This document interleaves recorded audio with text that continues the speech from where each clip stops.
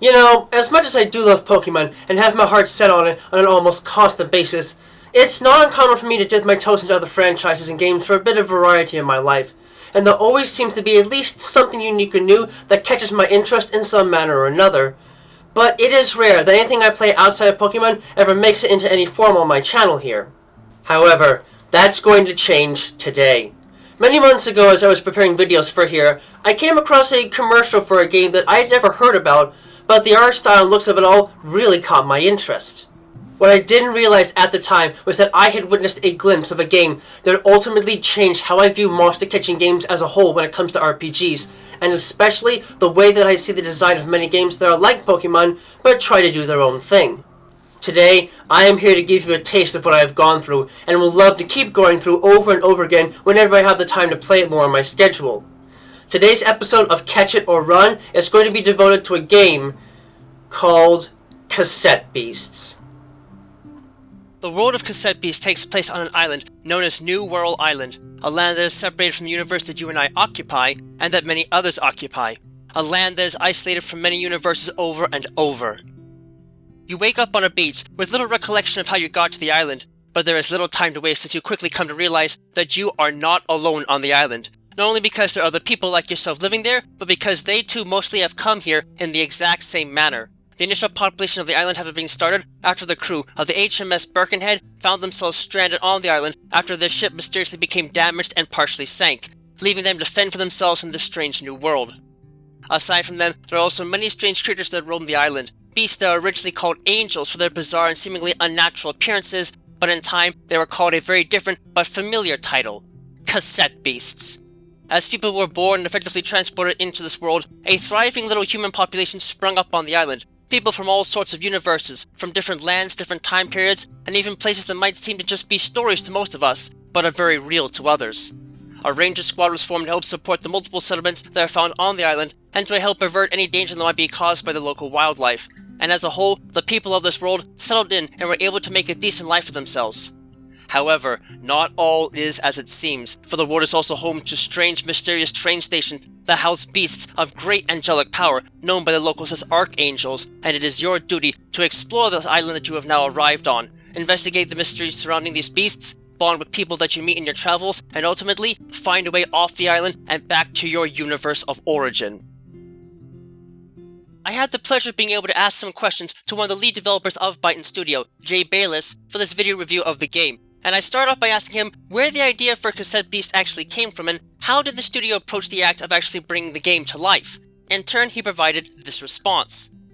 We, Byton Studio, Tom Coxon and myself, wanted to make a game in the monster collecting RPG genre because we felt it was secretly an underserved market that we could enter with something that feels quite different.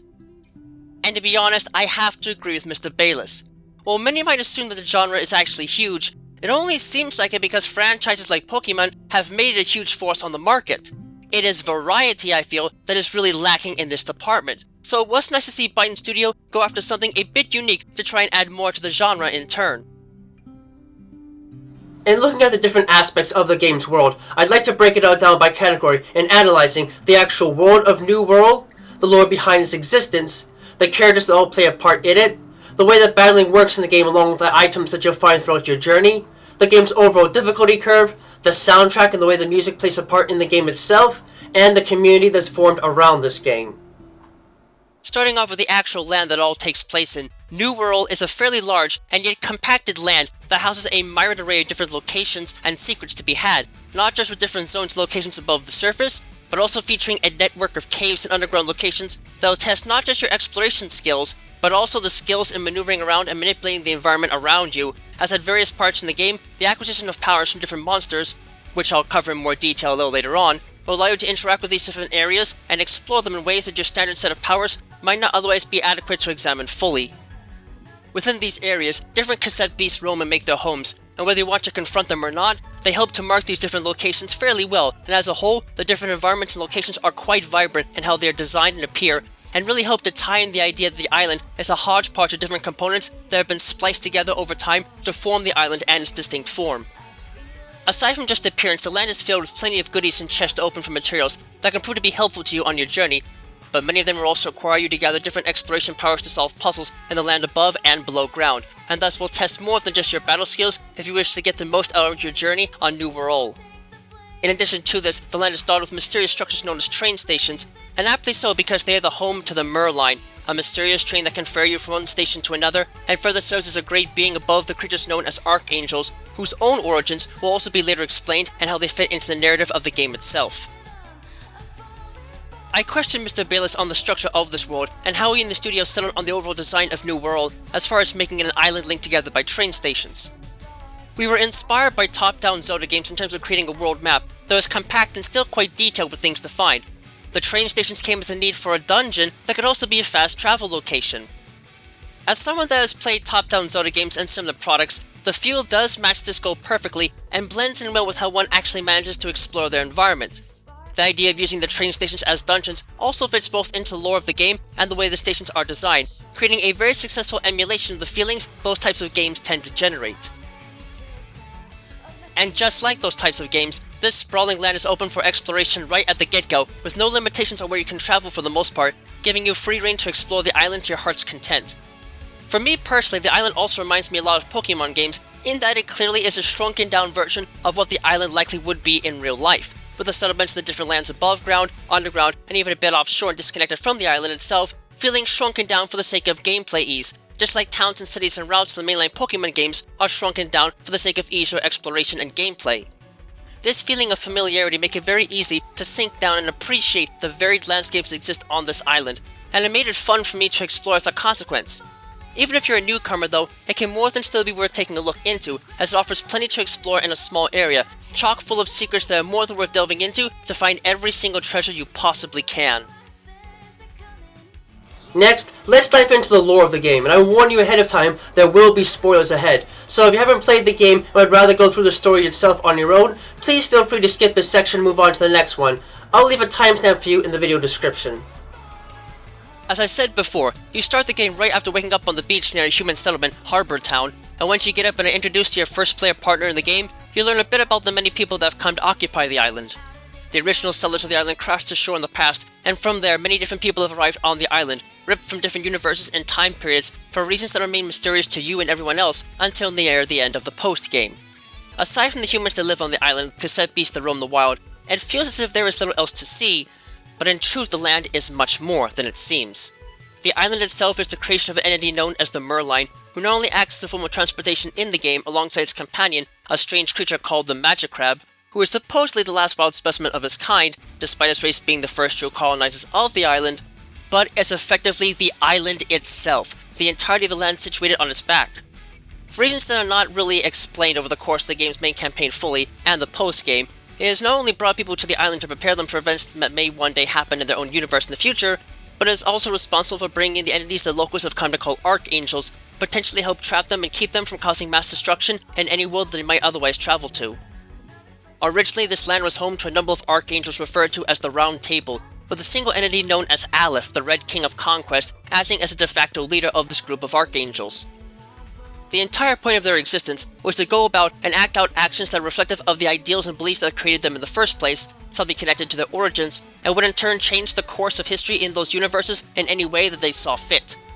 While the group was fairly tight-knit at first, when Aleph killed the son he had fostered alongside Morgant, the spirit of rebellion, the entire group wanted nothing to do with him and dissolved. Our story picks up long after this event occurs, with Aleph being trapped in the maze-like corridors and tunnels that link together different train stations after having brutally injured Morgant in a direct confrontation, who you as the player come across as the first battle against an Archangel.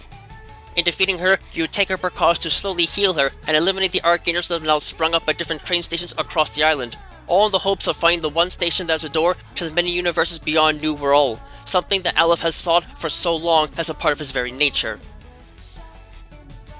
As far as what I think of the lore of the game, I have to say that while it seems very simple on paper and works as a simple story, much as how with Pokemon games tend to work, there are also a lot of layers and mysteries that are still a part of the lore and have yet to be truly explained in-game, leaving them to speculation.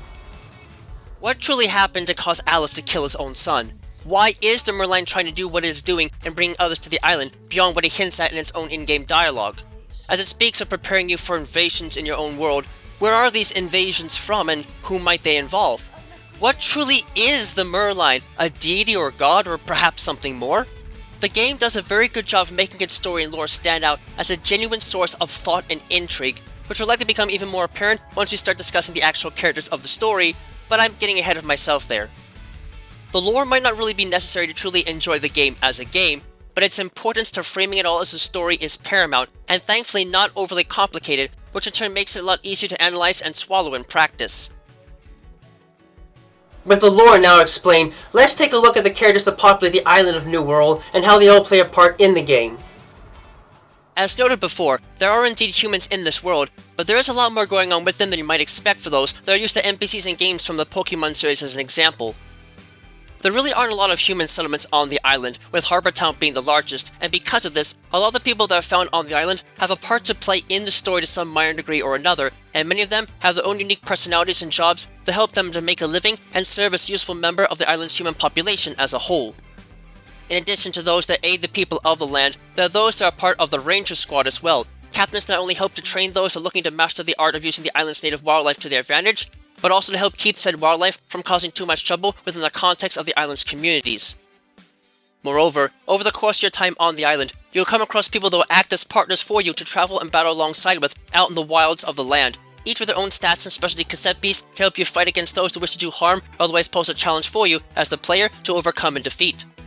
These characters are easily the most fleshed out of them all, as you really get to know them over the course of a playthrough as you help them complete important missions connected to their own unique backstories, and the more that you get to know them, the better they can act as partners in battle, and in turn, the more useful they become in helping you get through your journey in one piece. This is especially evident in the relationship system that exists in the game, wherein the more that you work with and battle alongside a partner, the stronger the efforts become when you bond with them in battle, and in turn, the better combatants they become. With this, it seems very clear that there is a theme of shared experiences and teamwork instilled in the story and core gameplay, making these characters just as important as the battle themselves. I asked Mr. Bayless why such a focus was placed on the interactions of the player with all the other characters in the game. I have a broader theory that people often underappreciate the importance of characters in games. Often people's fondest memories of RPGs lie in their characters and not the stories themselves. I wanted to really channel this and make the characters feel central to the emotional core of the game. Now, I completely agree with Mr. Bayless on that note, and seriously applaud the detail that goes into these developments as you spend time with a partner and bond with them, because to me, it also really gives the sense that you are not truly the main character, but instead share the spotlight with others. This is something that is rarely ever attempted by a lot of other monster-catching franchises like Pokémon, but in this game it is clearly shown that you are sharing the journey with others, and thus feel more like an engaged active part of the adventure and not just the cause director of it. This is amplified by the fact that there are some moments where characters, both human and otherwise, have spoken voice lines that add to the effect of it all. I have to applaud this heavily because it is incredibly common for it all to be the show of the hero that drives the plot forward. But here there are many plots, and while they may all come together and involve you as the player character, it often feels much more like you have a story to build with others as you focus on them and not just you, which just feels so refreshing after playing Pokémon games since the first generation. From there, we now have the Cassette Beasts themselves to discuss, or Angels as they were originally called. And while these strange beasts might come off as just monsters like in a lot of other games in the monster-catching genre, these creatures actually represent something much more important in how they are designed and interact with the world around them. First of all, these creatures are not animals as one might traditionally define them, but are instead born of the various mental and social symbols, scenes, creatures, letters, etc. that make up the bulk of other worlds that we are familiar with. In other words, they are entities that represent thoughts, ideas, emotions, and mental ideologies that have been given a discrete physical form, a manifestation of the many facets of human civilization and order. As such, their defeat does not really count as knocking them out or even really destroying them, but simply forcing them to lose the will to fight, fleeing from you in turn once they are defeated. While they can fight you and confront you on terms of their own existence as they are, it is also possible for these creatures to fuse together to form fusion monsters or rogue fusions, which have the combined power of the two beasts that are used to make them, and in turn have plenty more energy to spare. Once they run out of energy from the player's attacks though, they will split into their component parts, allowing you to fight the creatures that comprise them in the first place. There is a different class of this known as an unstable fusion, which is about the same in almost every way, with the exception that half of the fusion monster is derived specifically from an anathema monster. Regardless, there is a strong sense of symbolism in these creatures, as these fusions can be seen to represent the notion of ideas coming together to form something stronger in the mental minds of others, and this is even further exacerbated by the fact that even fusion monsters can fuse together, forming a creature known as an orb fusion. These beasts are much more powerful still, and can change aspects of them like their type in this state, and the reason why is because orb fusions are also known by another name, Proto-Archangels. In essence, the rough fusion of these creatures together forms was essentially the seed from which these entities are born from, coming together to form a powerful idea or thought that has the potential to change the world as it is known. It can even be further stated that these entities can affect the player as they are recorded in battle, as gaining access to some of these monsters can instill the player with special abilities and powers that can make it possible to traverse the island of New Wirral in different ways, and even solve puzzles both above ground and within its cavernous depths. Altogether though, there is much praise for me to give to these creature designs, as they're both quite entertaining and also more than show the many inspirations behind a lot of them, giving me a vibe that feels very much like Pokémon in that regard, though in a very different context. From here, the seeming pinnacle of monsters on the island of New Wirral are the Archangels, beings of both immense power and unique personality, each different not just in terms of their powers, but also the physical construction and overall appearances. These entities are what is known as egregores, entities that are born of the ideas and thoughts of large collectives of humans, not just showing a single thought, but the overall power or archetype that links many components together, now manifested as a living being. Many of the younger archangels tend to represent aspects of the reality that are newer in terms of the development of civilization, while older stable ones exhibit the power and attributes of much more ancient and more stable aspects of humanity, but they are all alike in that the personality they show is directly linked to what they represent, and they cannot readily change that for any reason.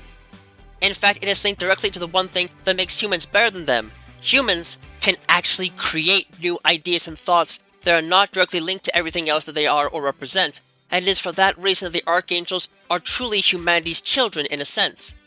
That's just my opinion though, and I asked Mr. Bayless what exactly the message there was supposed to mean from the studio's point of view. A lot of the themes in the background of the game are about human creation and ideas. Archangels being actual manifestations of human ideas really sells that, I think. I think it also speaks to the nature of the games. After all, games themselves are manifestations of human ideas. And in turn, the fact that the game itself recognizes individuals that are not of the world it knows of, but of fiction in its own scope, it's a huge hit to the meta to show that we are a part of the entire cycle. So these entities are indeed the living manifestations of our own reality as well.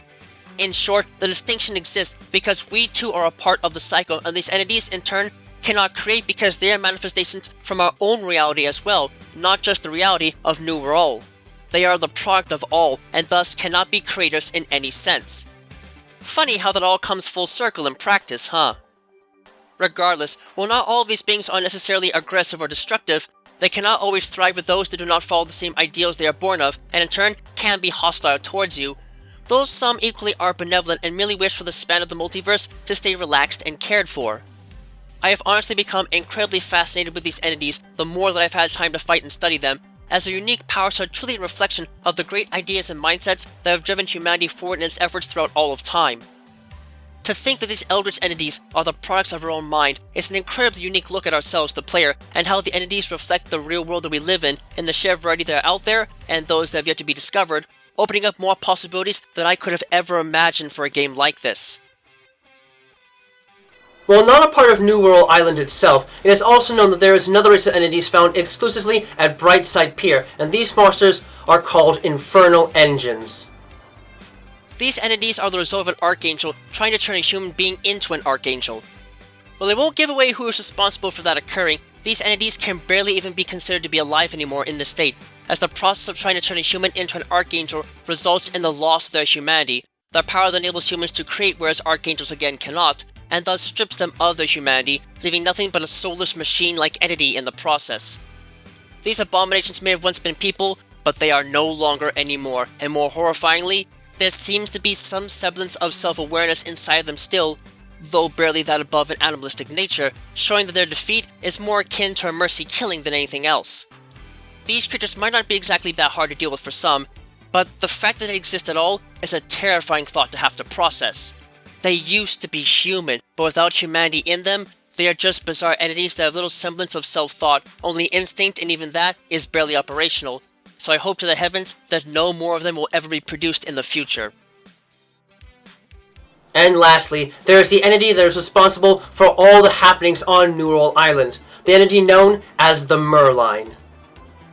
While the entity itself might just appear to be a train of some sort when you initially encounter it, in time you will learn that the train itself is only a part of the Merline, as the entity consists of the train and the various tunnels that snake the way around the underground area of the island, the entire land being situated on the creature's back. It is the entity responsible for bringing not just humans, but also archangels into this land, and while its motives are relatively mysterious, it seems that it does have a vested interest in some greater good beyond the island. What that might be remains a mystery, but at the very least, it seems to be a neutral entity, albeit one that you can use to get around just about anywhere on and off the island. This entity might as well be a god in its own right, as he is a literal train of thought in physical form. I can't say that I understand the Merline's intentions more than anyone else, but for me it feels like bringing people at the very least to New Wirral is a way of preparing them for some sort of danger that is about to happen in their own universe of origin, perhaps even an attack from an antagonistic archangel. The truth is uncertain, but it's given me plenty to chew on regarding the lore of this world, and I'd bet it'll do the same to those that also interact with it. Let's move on to what's likely the chief principal aspect of the game Cassette Beasts, and that's the actual battle mechanics of the game. The game itself features turn-based combat like other popular monster-catching franchises like Pokémon, but it's also uniquely set up so there are usually two players on the user's side, them and their partner, at any given time. Unlike other games in this same genre, however, what really sets the game apart from others is the fact that you, the player, aren't actually using monsters to fight. You are the monsters. This game features a distinct mechanic where you can use special cassette tapes, either bought or acquired from tough battles, to record an enemy cassette beast in front of you in battle, and recording them on those tapes acts in the stead of catching them in a more traditional sense, with you needing to lower the energy reserves to make the catch easier to ensure. Once you have managed to successfully record a monster, you can then take on their form in battle and can store up to 6 in your party at once as you explore the land around you. I found this choice of cassette tapes and players to be intriguing and asked Mr. Bayless about why this was the medium of choice for battle. Honestly, we just thought it was cool. Cassettes are retro enough now that they are kind of cool. We live in such a digital world that a music form that's uniquely portable and analog really feels like something from a whole other era of history. And I have to honestly agree with him there, as the aesthetics really make it feel like there is literal magic inside these devices from a bygone era that still has something special to show the world if we're willing to take a step back and immerse ourselves into a time different from our own. Similar to Pokémon, the Cassette Beasts in this game also have a variety of different elemental types, typically only a single type, with 14 different types existing in the game. What makes them interesting and distinct from Pokémon, however, is the way that they interact with each other. The types themselves tend to reflect the actual physical construction and form of a Cassette Beast instead of its elemental powers alone, and instead of super effective attacks existing, the collision of certain types can create and inflict status conditions on a target of an attack from a specific element. The attacks every Cassette Beast has access to are determined through items called stickers, and these attacks and techniques can be based on an AP or action point bar, with some moves requiring a certain number of these blocks in order to actually execute an attack in the first place. The maximum number of AP blocks that a monster has is dependent upon their stage of development and their overall power levels, and the amount of AP blocks that are gained at the end of every turn changes depending on the monster being used. Like a move can be deleted and remembered by a Pokémon easily in modern times, stickers can be peeled off and replaced with other compatible stickers, just like TMs, allowing players to outfit their Cassette Beast of choice with a wide variety of move combinations to fit whatever playstyle they might have. In addition, in time, players will come across one of the central mechanics of the game, the fusion system, which can allow you and a playable partner in monster form to fuse together to create a fusion monster, just as some monsters can in the wild. This not only increases your stats, but also doubles the amount of extra AP you can get normally, as well as giving you full access to the move pool from both monsters, including moves that only the fusion monster can get access to, and their combined health pool in the process, so it can be extremely worthwhile to fuse if you can, to use multiple actions in battle to build up the energy meter for fusion in battle. On a side note though, I would also like to say there is a fusion for every single possible combination out there, with a total of 19,881 currently available, and as far as I and the developers know, I was the first person globally to not only complete the original fusion decks, but also re-complete it with the first game update, and yet again with the first DLC package, and it's an accomplishment I take a great deal of delight in. Aside from Cassette Beasts and Archangels to battle, there are also other trainers in the wild, and even captains for the local ranger squad that you can battle against to test your skills, and in these battles, you can be directly exposed to another unique aspect of this game. You see, if the Cassette Beast you're currently transformed into is defeated, instead of feigning, you the player are actually now exposed to enemy attacks before the turn ends, as is only then you can actually change tapes to take on a different form if possible. As a result, you have your own energy meter, and if you or your partner lose all of your personal energy, then that character is out for the rest of the battle and fusion no longer becomes possible. It is possible to heal your monsters with items, but if a player character is out of energy, a manual rest back in Civilization or at a campsite is the only way to bring them back to a usable state again. Lastly, in looking at the cassette beasts themselves in the context of battle, we can talk about the art of remastering tapes and how bootleg tapes work. For the former, while some cassette beasts are fine as they are and cannot transform in any way, in the case of many, it is possible for them to actually evolve over time, or remaster as the game refers to it as. In essence, as you defeat opponents with a cassette beast in your party, they will slowly gain experience alongside your own character. While leveling up as a player character increases the HP and stats of you and your partner, in the case of your cassette beasts, they too can level up over time on a star system. Every time they level up, these beasts don't get a change to the stats, but they can slowly learn new sticker moves that can be applied to them, with them gaining a maximum of 5 stars on their tape, though they can still keep leveling up and getting more stickers after that. Once a tape reaches 5 stars if possible, it can then be remastered at a home base into a more powerful entity with its own pool of accessible moves and enhanced stats. Some tapes can only be remastered once, but others can undergo the process twice, and in some cases, they may have split evolutions accessible to them, with some requiring merely a choice to be made on what side to go for, while others require special stickers on their person in order to achieve rare and unique forms. In addition, I should also probably mention that, much as how Pokémon have shinies, there is a bit of an alternative in this game as well for others to collect: bootlegs. In essence, bootlegs are cassette beasts that possess an unusual typing that is not the norm for them, or otherwise is stronger in them than normal if of the same type they usually are. While it might give them a different aesthetic appearance just like Pokémon, it also does something a bit more to them, as they take on the elemental properties of the bootleg type they are assigned, and may even possess special sticker moves that they normally wouldn't be able to get access to naturally, so there is an incentive to actually hunt for them, not just for the sake of collection, but for the sake of battle as well. As a whole for me, in looking at how combat works in the game, I can say that it hits the perfect mark of being both familiar as a longtime Pokémon player, and yet refreshing and different in a way that helps to make the combat engaging and really apt for those looking to sink their teeth into every single cassette beast they can get a hold of. It helps that most cassette beasts in a fully remastered state also have access to similar base stat totals, so it is hard to say which ones are better than others in a lot of cases. It all comes down to how you play them more so than their overall power, and that opens up many opportunities for fun and experimentation that competitive Pokémon play doesn't really reflect all that well in practice. Plus, as a shiny hunter myself, bootlegs are always a nice touch, so there really is something here for any Pokémon fan that feels like they need a break for something that is a little bit different that they can still apply their battling skills to easily. With all that said, it is clear that the game does take a lot of cues from other games in the monster catching genre, and I asked Mr. Bayless if there was any direct influences that came to mind in crafting the game's battle system.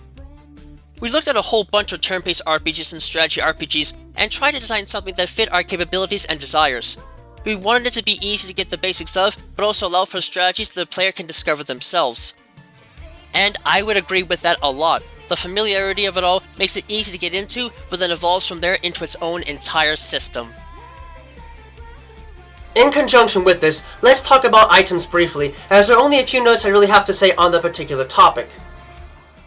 As with any RPG, the game contains a litany of standard items that are used both in and out of battle, and follow a similar trend to Pokémon how they are organized, with there being divisions based on the effects of the items and how they are used, including key items important for gameplay and story quests, healing items, and objects that you can actually trade in for others. This is reflected in the materials you can gather both in the field and for successfully defeating monsters, acting as crafting materials that you can then use to your heart's content to make all sorts of useful items and equipment. There are also different shops you can interact with and make use of in-game for not just making and buying healing items, but also stickers and even upgrades to various aspects of your character to make them stronger or even enhance the powers that you gain access to both naturally and from recording certain types of cassette beasts. The shop system as a whole is pretty simple and straightforward as far as I'm concerned, and in turn fairly easy to work with, so as long as you can gather the right materials, there's little that you can't make for your adventure through the game. As far as difficulty goes with this game, Cassette Beasts seems to strike a fairly nice and solid line right down the middle, even compared to a lot of more modern Pokémon games. On the one hand, a lot of the monsters in the game are perfectly viable in any part of the game, and have their own unique strengths and weaknesses in battle, and thus can be fun to experiment with. This gives you the chance to really build whatever sort of team you would like, as their capacity to have the stickers peeled off and have new ones replace them makes them incredibly customizable, as noted already, and this means you can usually adapt whatever team you're working with to fit the challenges the game throws at you. However, if you really want to master the game, you're definitely going to have to learn how to make the most of those tools, as the game can prove to be more than a bit on the difficult side in the later stages. Moreover, while the levels of the monsters you fight in most areas don't scale with yours, which means they occur at a fixed level within most areas, some of the more secret and off-the-beaten-path areas and battles will feature some degree of level scaling in order to make the challenge actually challenging to those that are just trying to brute force their way through the game. This is even reflected in the Cassette Beasts themselves, as most of them have a set of basic moves that allow them to fill specific niches in a team and in battle, so while I can't say the game is incredibly hard, it does ask you and implores you to make the most of the different skills each Cassette Beast has, and build them to be able to take on just about any obstacle you come across. While I normally would be a bit brief in talking about the music that this game has, I actually have to take the time to give an extended explanation for why the music in the game is so special, because it is intrinsically attached to the entire point of the story itself.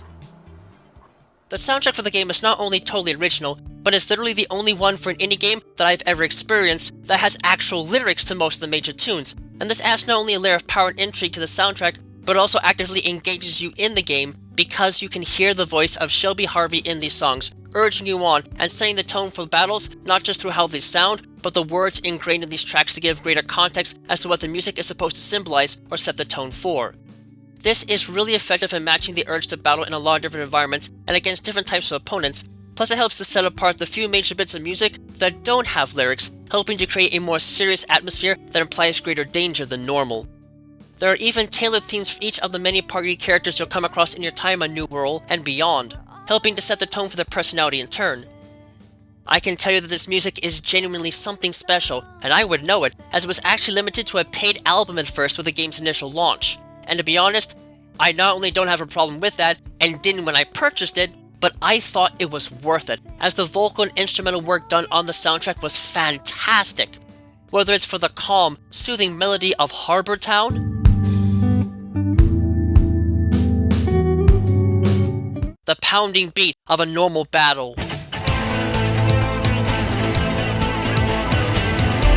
taking on a ranger captain to earn their stamp and respect, or duking it out with the likes of an archangel,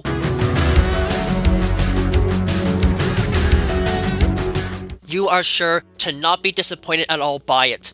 I think that it's likely an understatement to say that music is an incredibly important aspect to Cassette Beast, and I asked Mr. Billis what exactly Byton Studio was aiming for or trying to do in using music as a major motif in the game. We knew we wanted to utilize Joel's skills in making rock music, and with the cassette theme, everything kind of came together organically. With a name like Cassette Beasts, you kinda have to have a strong soundtrack. Music is also one of the oldest and purest art forms, and so heavy focus on it made sense with the themes of the game. And indeed, this leads into something that I think needs to be made clear about how music is instrumental to the world and the game as it is built.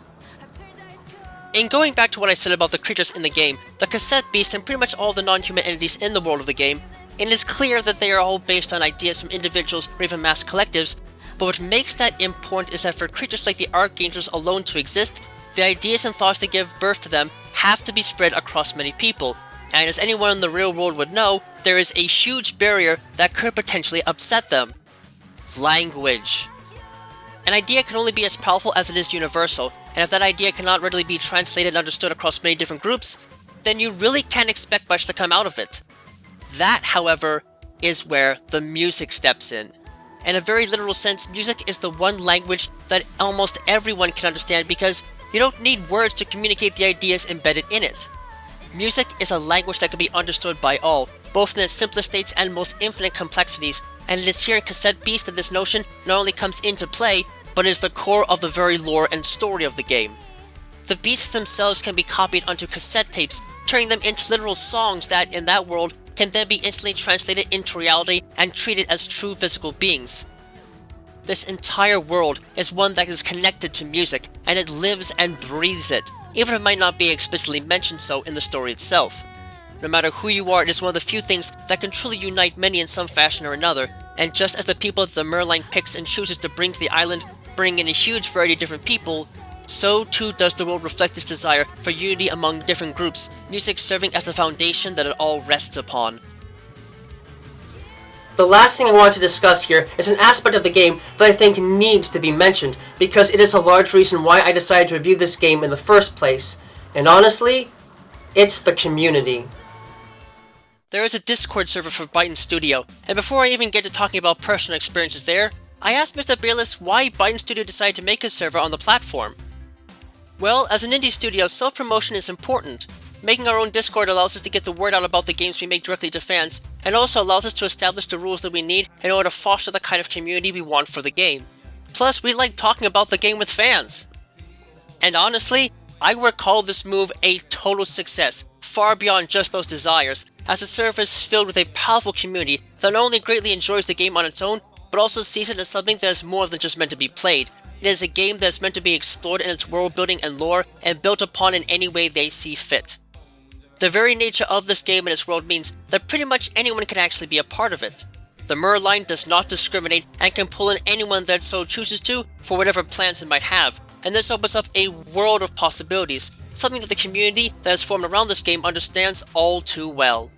From just playing it to creating original characters, monsters and archangels and the like is a huge part of the active life of the community, and many people have stepped up to take on the challenge of adding to the world on their own, and I can say for certain that I have seen an incredible diversity of talent in those that want to be a part of this world in their own unique way. And even outside the sphere of creation, there is so much that can be done in the game that not only more than pays for itself with those that want to explore it, but in turn possesses seemingly infinite possibilities in what can be done with both the gameplay and the way the story is built. I myself will also admit to creating my own characters and even an archangel in my spare time, with a bit of help from some artist friends, and I can firmly say that I normally don't do this sort of thing. I am all for fan projects for a franchise, but I normally don't partake in creating fake fan-created content for a lot of franchises, especially with Pokémon. But this game has genuinely touched me, and the community has more than shown that it has the potential for many adventures beyond what is covered in the game itself. So to those with a creative streak in them, I would recommend seeing what the community is like. I'll even put a link to it in the description of this review video in case you're ever curious. To sum up my point though, the community of this game genuinely feels like the kind that will live on long after the game fades into time, if it fades at all. I've seen how communities can rally around even an old game and still find ways to enjoy it all over again, over and over again, and I genuinely feel that Cassette Beasts has that potential as well. To finish up with the questions that I had from Mr. Bayless and the Byton Studio team, I couldn't assume that he could speak to the thoughts of all the people that worked to make Cassette Beasts into the success that it has become, but in looking both back at what they've accomplished with it and what may lay in store in the future yet, I wanted to know how the game impacted the studio in terms of success, and whether the game they made proved to be a success in the studio's eyes. It's absolutely been a success to us. Working on Cassette Beasts felt like a huge gamble, and we didn't know if it was going to pay off. It's very hard to know with indie games. It's definitely helped us establish ourselves and form a fan base. We couldn't be happier with how things have gone for the game. In summary to my entire review here, I have to commend Cassette Beasts in so many ways, as while the game itself might have a few bugs here and there, the dex is a bit buggy especially with DLC content, but the flaws that are there are minor enough that I don't think I really need to speak much on them as things are at this exact moment. In truth, I really have nearly nothing but praise for the game and everything that has gone into making it a special experience for all. It is very rare for me to state this, but in truth, Cassette Beasts is a game that I think anyone that partakes in the monster catching genre can appreciate fully and enjoy their time with. Not only is the gameplay solid and leaves open plenty in the way of replayability, but it also really shows a diverse array of characters in its foundation and development that help to make the land of New Wirral feel fresh and unique and more than worth exploring every nook and cranny within. It is a game that opens up one's imagination and really shows that anything is possible, all formed around music and the connections that you as a player form not only with other humans, but with the very beasts and greater entities to be found within this world. I might not know the exact future of this game as it stands, but as far as I'm concerned, it is one of those rare games that only shows up once in a great while that has the potential to truly be a source of both entertainment and inspiration for the future work of gamers and game developers alike. This world transported me into something that I know I will never forget, and in turn, I can only give the highest possible recommendations for those that would like to get into it. So, my final verdict here, catch it or run, is simple. Catch it! Thank you all for watching this review, and I hope to someday see you all soon on the island of New Wirral.